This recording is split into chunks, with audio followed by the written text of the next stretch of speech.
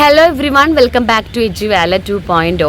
+2 ഇക്കണോമിക്സിൽ 40 മാർക്കിൻ്റെ sure question ആയിട്ടാണ് നമ്മൾ വന്നിരിക്കുന്നത്. അപ്പോൾ ഓണം പരീക്ഷയ്ക്ക് മാക്രോയിൽ നിന്നും മൈക്രോയിൽ നിന്നുമായിട്ട് 5 പാഠങ്ങളാണ് സിലബസ് പ്രകാരമുള്ളത്.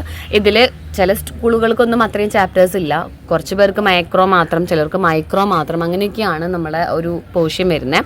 അപ്പോൾ മിസ് ഇതിന് രണ്ടേന്നും ചാപ്റ്റേഴ്സ് എടുത്തിട്ടുണ്ട്. മൈക്രോയിൽ നിന്ന് 3 പാഠവും മാക്രോയിൽ നിന്ന് 2 പാഠമാണ് എടുത്തിരിക്കുന്നത്. അങ്ങനെ മൊത്തം 5 പാഠങ്ങളിൽ നിന്ന് ഫൈനൽ എക്സാം വരെ വർഷങ്ങളായി ഉറപ്പായി ചോദിക്കുന്ന 100% ഷുവർ ആയിട്ടുള്ള ക്വസ്റ്റ്യൻസ് ആണ്. ഇതിൽ 40 മാർക്ക് എന്ന് മിസ് പറയുന്നേ ഉള്ളൂ. നമുക്ക് എങ്ങനെ പോയാലും ഒരു 60 ആ റേഞ്ചിലുള്ള മാർക്ക് നമുക്ക് ഉറപ്പായിട്ടും കിട്ടും.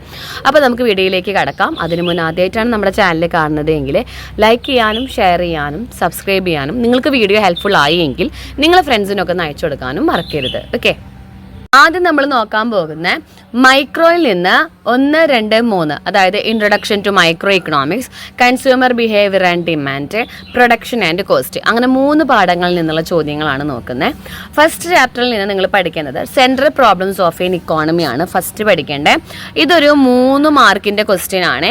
അതിൻ്റെ ആൻസർ എന്ന് പറയുന്നത് how to produce, what to produce in what quantity, how to produce and whom to produce. ഇത് 3ഉം എക്സ്പ്ലെയിൻ ചെയ്ത് വെച്ചാലാണ് നമുക്ക് ആ 3 മാർക്ക് കിട്ടുള്ളൂ. ജസ്റ്റ് ലൈൻ എഴുതിയൊക്കെ ഹാഫ് മാർക്കാണ് നമുക്ക് കിട്ടുക. ദെൻ PPC കർവ് എന്താണെന്ന് പഠിക്കാം.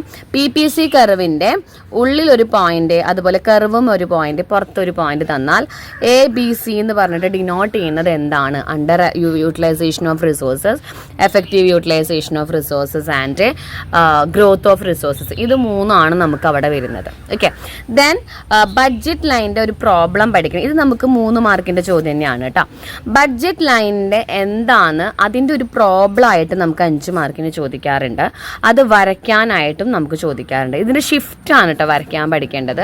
ബഡ്ജറ്റ് ലൈനിൻ്റെ പ്രൈസ് ഇൻക്രീസ് ചെയ്തു, പ്രൈസ് ഓഫ് 1 ഇൻക്രീസസ്, എന്ത് സംഭവിക്കുന്നു? ഇൻകം ഇൻക്രീസസ്, എന്ത് സംഭവിക്കുന്നു? അതിൻ്റെ പ്രോബ്ലം വിത്ത് ഡ്രോയിങ് ആണ്. മൊത്തം 8 മാർക്കിനാണ് ചോദിക്കാറ്.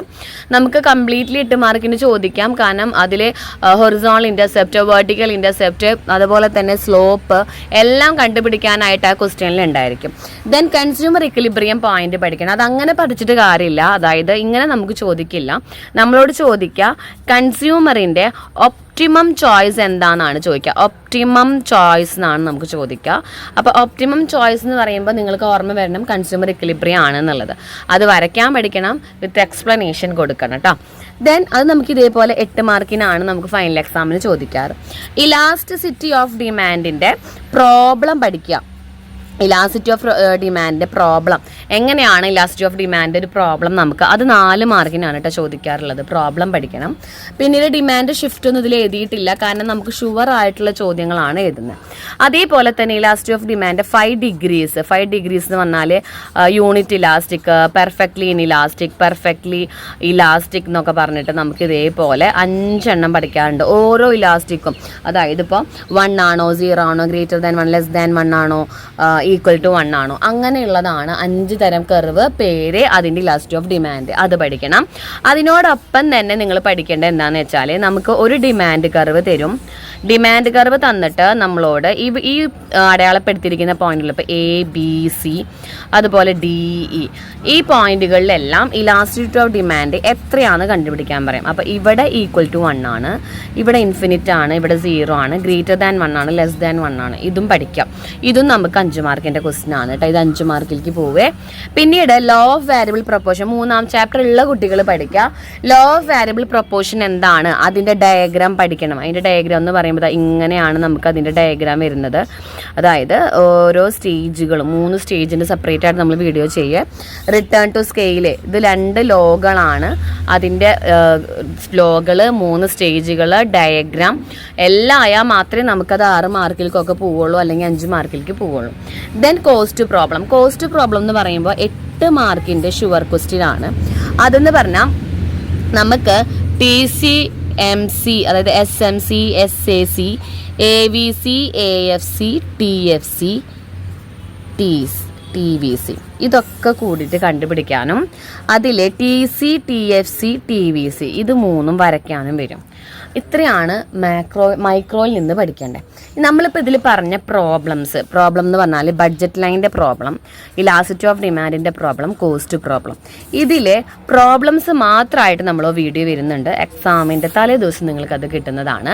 അതേപോലെ തന്നെ നമ്മൾ പറഞ്ഞ കർവുകൾ എന്ന് പറയുമ്പോൾ law of variable and 2 law ഉണ്ട്, ലോ ഓഫ് വാരിയബിളും റിട്ടേൺ ടു സ്കെയിലും.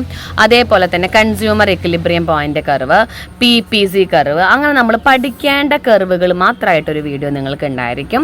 ദെൻ 8 മാർക്കിൻ്റെ എക്സ്പ്ലനേഷൻ ചെയ്തിട്ടുള്ള ക്വസ്റ്റ്യൻസ്, അങ്ങനെ 3-4 വീഡിയോസ് നിങ്ങൾക്ക് വരുന്നുണ്ട്. അപ്പോൾ കാണാത്തവരുണ്ട്, നമ്മുടെ ചാനൽ സബ്സ്ക്രൈബ് ചെയ്യാതെ ഇപ്പോഴും കാണുന്നവരുണ്ടെങ്കിൽ ഒന്ന് സബ്സ്ക്രൈബ് ചെയ്ത് വെക്കുക കേട്ടോ.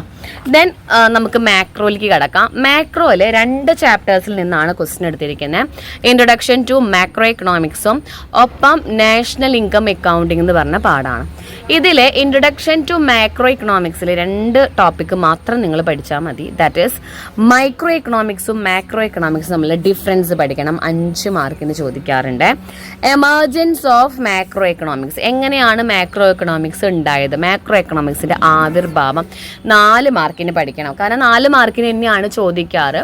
ആദ്യം ക്ലാസിക്കൽ തിങ്കേഴ്സ് ആയിരുന്നു അങ്ങനെയൊക്കെ പറഞ്ഞിട്ടുള്ള ഒരു കഥ പോലെ അത് പഠിക്കാം. Then sectors of N economy 2 മാർക്കിനാണ് ചോദിക്കാറ്. കുഞ്ഞൊരു ആൻസർ ആണ്. ഏതൊക്കെയാണ്? Home, house hold, industry, then next ആണ് സെക്ടർ ഗവൺമെൻറ്. ഇത്രയുള്ള അതിൻ്റെ ആൻസർ. പക്ഷേ 2 മാർക്കിന് നമ്മളോട് ചോദിക്കാറുണ്ട്, നമുക്കതറിയണം. ഇത് 3 ഫസ്റ്റ് ചാപ്റ്ററിൽ നിന്ന് പഠിക്കേണ്ടത്. സെക്കൻഡ് ചാപ്റ്റർ എന്ന് പറയുമ്പോൾ circular flow of income with drawing 4 മാർക്കിന്. അത് വരയ്ക്കാൻ മാത്രമല്ല, 2 തരം ഫ്ലോസ് ഏതൊക്കെയാണ്, 2 തരം മാർക്കറ്റ് ഏതൊക്കെയാണ്, real flow, money flow, product market, factor market, അതൊക്കെ നമ്മൾ അതിൽ സ്പെസിഫൈ ചെയ്തിരിക്കണം. Then methods of calculate national income 8 മാർക്കിൻ്റെ ചോദ്യമാണ്. ഓണപരീക്ഷയ്ക്കായാലും നമുക്ക് എക്സ്പെക്ട് ചെയ്യാം 8 മാർക്കിൻ്റെ. കാരണം 3 തരം എക്സ്പ്ലനേഷൻ ഉണ്ട്. Product method, expenditure method, income method. അതിന് മുന്നേ ആദ്യം എന്താണ് നാഷണൽ ഇൻകം, അല്ലെങ്കിൽ ഇപ്പോൾ GDP എന്നും ചോദിക്കും കേട്ടോ. എന്താണ് GDP അല്ലെങ്കിൽ എന്താണ് നാഷണൽ ഇൻകം എന്ന് നമ്മൾ ആദ്യം എക്സ്പ്ലെയിൻ ചെയ്ത് അവിടെ കൊടുക്കണം. It is the money value of, total money value of all final goods and services producer in an economy in an accounting year. അത്രയും എഴുതണം. ഒരു ഇയറിൽ, ഒരു അക്കൗണ്ടിങ് ഇയറിൽ എല്ലാ ഫൈനൽ ഗുഡ്സ് ആൻഡ് സർവീസസിൻ്റെയും കംപ്ലീറ്റ് മണി വാല്യൂ ആണ് GDP.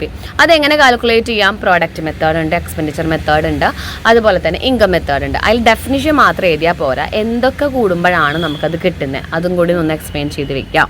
ദെൻ GDP ഡിഫ്ലേറ്റർ കണ്ടുപിടിക്കാൻ 2 മാർക്കിന് വരാറുണ്ട്, ഡിഫ്ലേറ്റർ കണ്ടുപിടിക്കാനായിട്ട്. അതുപോലെ തന്നെ GDP കറണ്ട് പ്രൈസും മാർക്കറ്റ് പ്രൈസും കിട്ടിക്കഴിഞ്ഞാൽ നമുക്ക് ഡിഫ്ലേറ്റർ കണ്ടുപിടിക്കാം.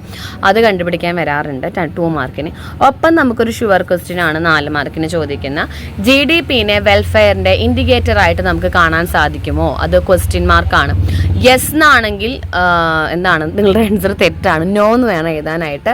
നോ എന്ന് പറഞ്ഞിട്ട് 4 പോയിന്റ് ഉണ്ട്. എന്തുകൊണ്ടാണ് നമ്മൾ അങ്ങനെ പറയുന്നത്? കാരണം GDPയിൽ നോൺ മോണിറ്ററി എക്സ്ചേഞ്ചസ് ഇൻക്ലൂഡ് ചെയ്യുന്നില്ല.